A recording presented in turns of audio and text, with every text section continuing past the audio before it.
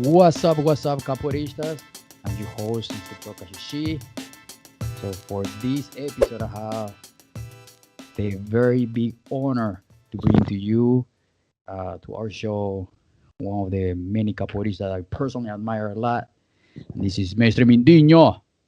Woohoo! Hey guys. Yes, from Grupo Capoeira Brasil, Cali Desert, Pueblo, Mexico, and other schools, right? You have other schools too? Yes, actually I'm original from San Diego, Okay. and then now I'm in Palm Springs. Yes, Okay, Cali perfect. Desert, Capoeira Brazil, Cali Desert. Perfect. So welcome to the show, Mestre. Very happy to have you here today. Oh, my pleasure. Yes. So we just started the show with basic stuff. So we are going to start with your story, with how you started capoeira from the very first time you saw it until today. Okay, Whoa, just a well, short story. yes, the short one. Well, it's basic, I started as a kid. I started with 11 years old, in Nice. Brazil. I'm from Rio de Janeiro. And like everybody else, it's a funny story. I just like, I never really, I heard about capoeira saw sometimes on TV, Okay. but I never really, had any experience with capoeira. But I was in school and have this, girl, I have a crush on it, and she come to me and said, "Oh, I'm gonna do my first capoeira class today." I said, "Wow, that's awesome! Nice. Let's go together." Okay. And I went with her. We took the first class together. Okay. And it was really fun. She never came back, and I'm still here today. Doing capoeira. Usually happen, right? That from you was like, I fell in love the first time I saw it. For me, it Yeah. was amazing art. I really like it. After that, was just history. I just stay here, we keep coming back every time, every day, and then, that's what it needs. Just come back and. Yeah. Nice. And where, which school do you see it for the first time? Well, I start with uh, was a Mestre Pipoca. He Okay. at the time when I start, he was in the supervision of Mestre Peixinho, you Okay. know, and from Senzala, from Okay. Grupo Senzala, and that's how I start. That was my first encounter with capoeira, and I trained with him, and of course, under the whole supervision of Mestre Peixinho and Senzala for a long time, Nice. you know. And my first 8 years was like that, and Okay. then after that, I I decide and I met and I fall in love, and because for many different reasons, with Grupo Capoeira Brazil. Okay. And And I that still was Capoeira Brazil today. okay. And that was the time when the transition with Capoeira Brazil started and everything else, right? Not really. No, no. Actually, when I went to Capoeira Brazil was in '94. Already Capoeira Okay. Brazil was more. It was in the beginning of the solidification. The Oh, Capoeira Brazil was founded in 1989. yeah. You know, and that was like around 5 years after that when Oh, I cool. started Okay. Capoeira Brazil. Oh, nice. And so everyone in Capoeira, obviously, each of us have a nickname, right? Capoeira nickname, Capoeira apelido. And how do you got the Mindinho? Like Oh, how people find you as a Mindinho?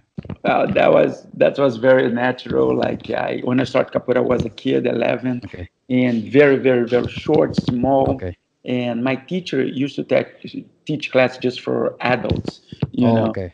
and for a long time I was the only kid in class, Cool. and everybody was huge in class. It was the little one, Mindinho, meaning like pinky, Pinky, okay. yeah, and that's why like a little finger, and that just become the little one in class all the Well, time. actually makes sense. It's the leader on of all of them. Yes, Yeah, exactly. yeah. That's why always I was the little one in class. Oh, that's pretty cool. Like how I got mine is from a presentation because I had a kashishi, huge kashishi as a necklace. And Okay. same, yeah. And the instructor by that time, he saw me.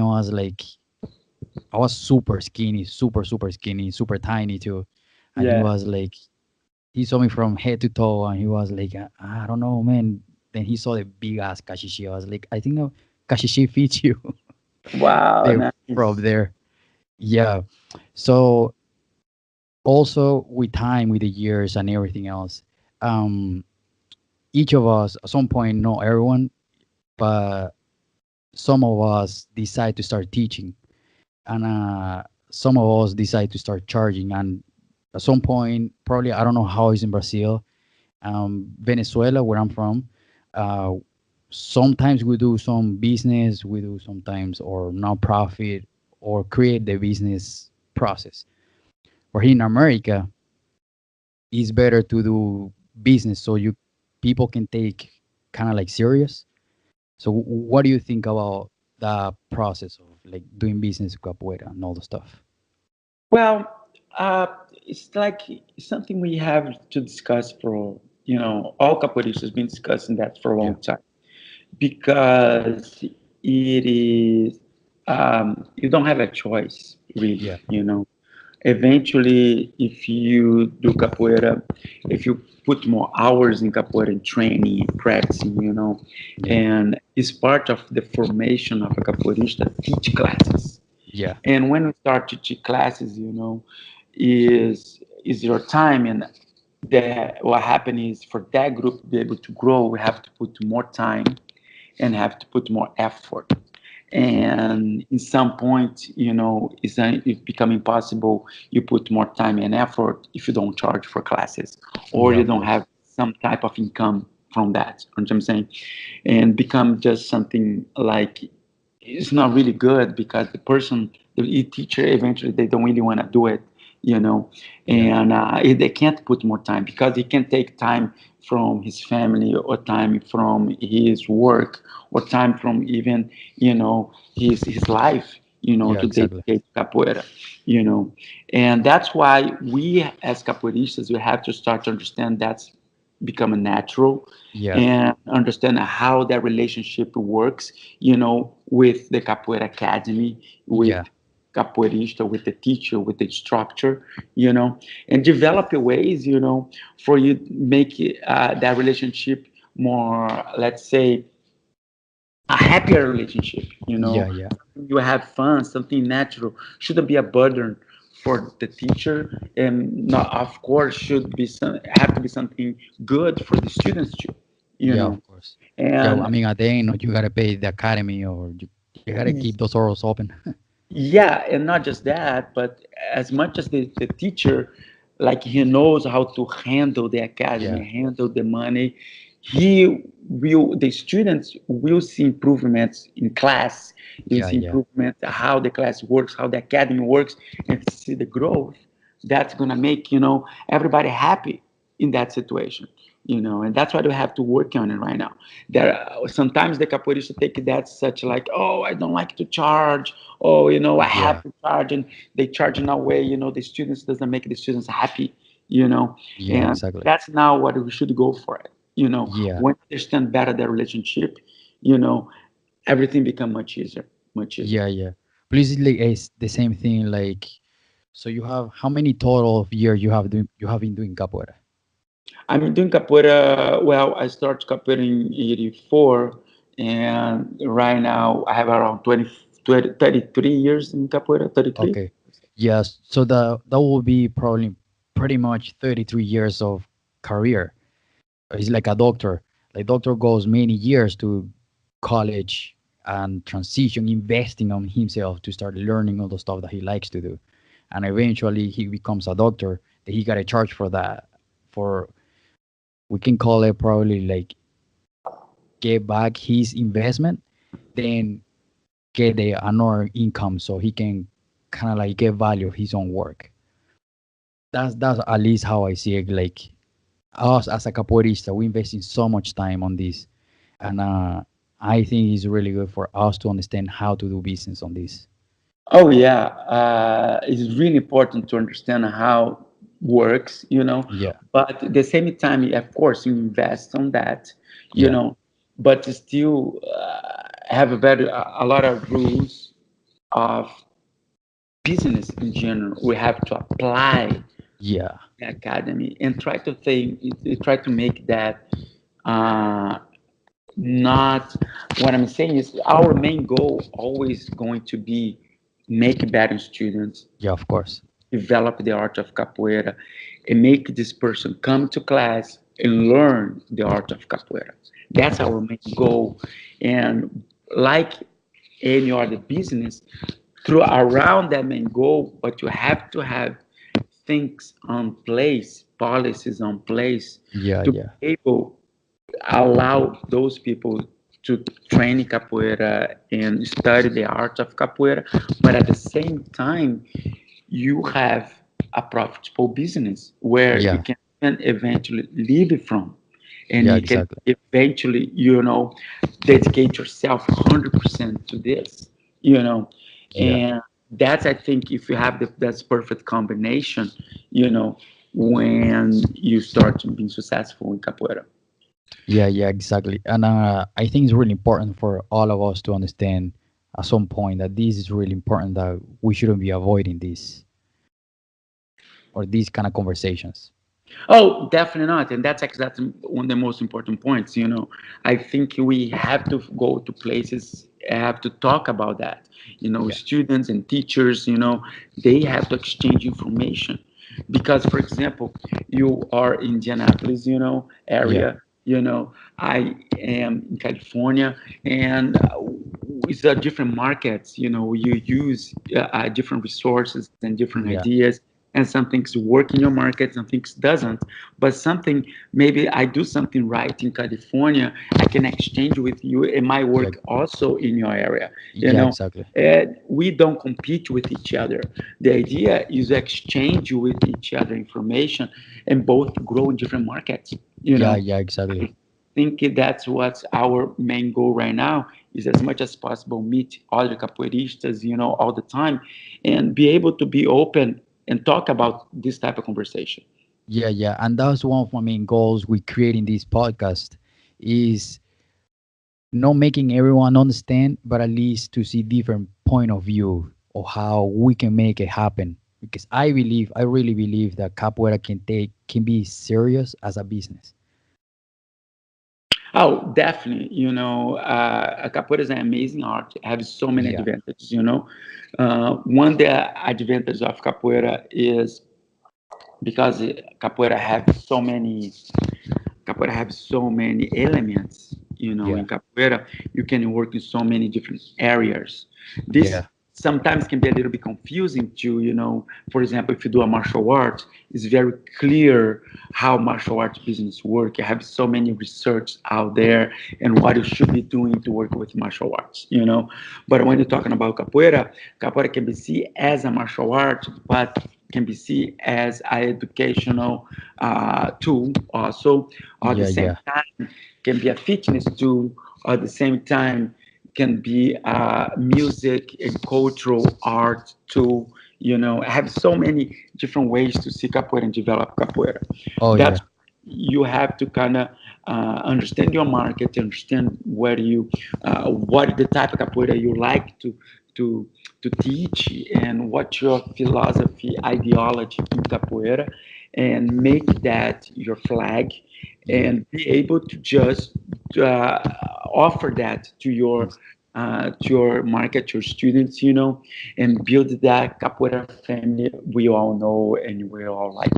Yeah, yeah, exactly. Because that way we can also bring capoeira to our communities on different kind of ways, and that lead us to this next question, which is from many years of your time doing capoeira, you have a bigger window that you see for the capoeira benefits. And from your point of view, what do you think are the really good benefits that capoeira, or I know that is many, but the benefits that capoeira brings to society, like how do you think that can help our communities?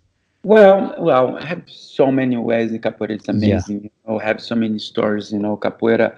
We work capoeira with the refugees. Of Oh yeah. war. We have capoeira. In disadvantaged. Communities. Around the world. But I want to go a little bit more specific to United States. You know, Okay.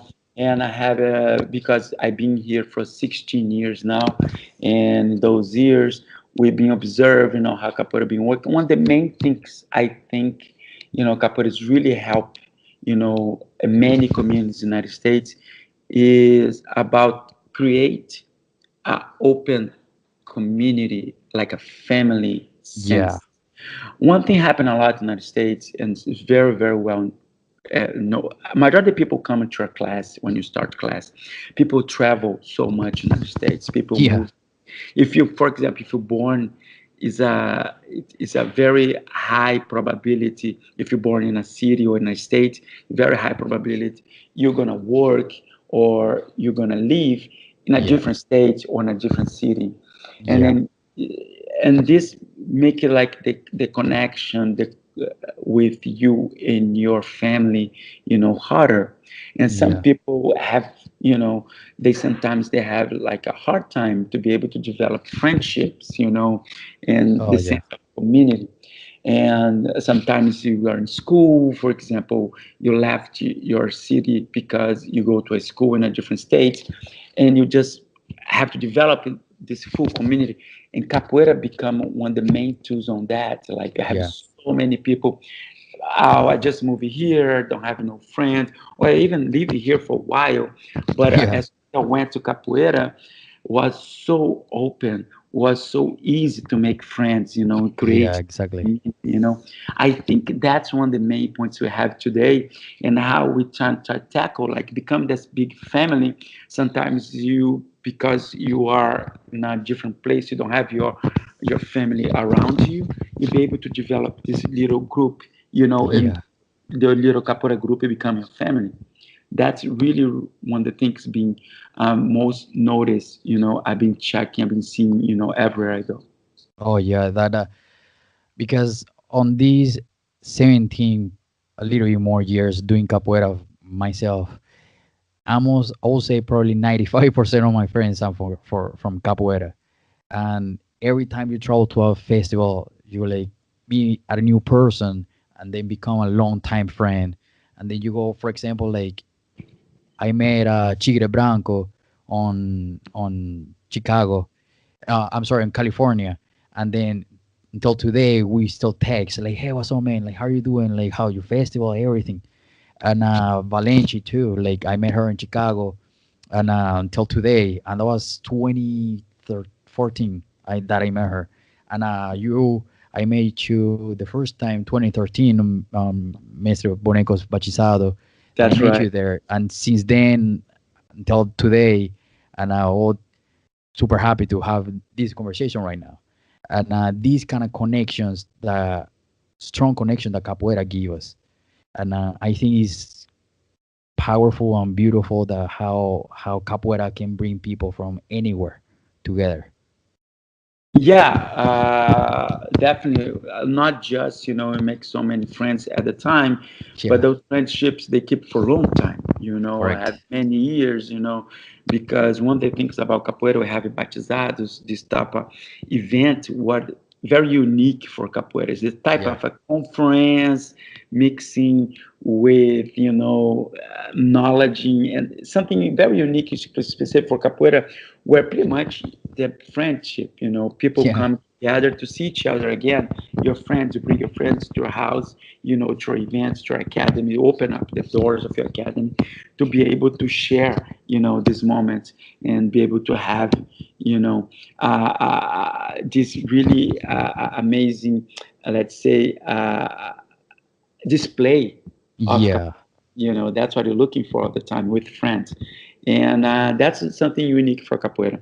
But also I have many other things in capoeira, you yeah, know be important for the community, is a one thing is important in my experience is you understand your community.